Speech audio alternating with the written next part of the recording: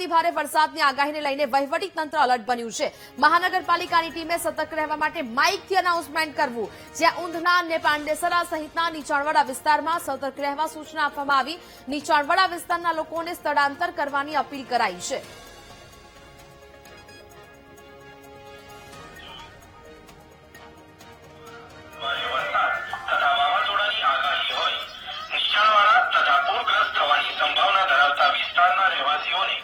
જરૂરી સાવચેતી રાખવા વિનંતી તથા પાણી ભરાવાની સંભાવના ધરાવતા કોમર્શિયલ એકમોને પણ પોતાનો માલ સામાન સલામત સ્થળે ખસેડી લેવા જણાવવામાં આવે છે।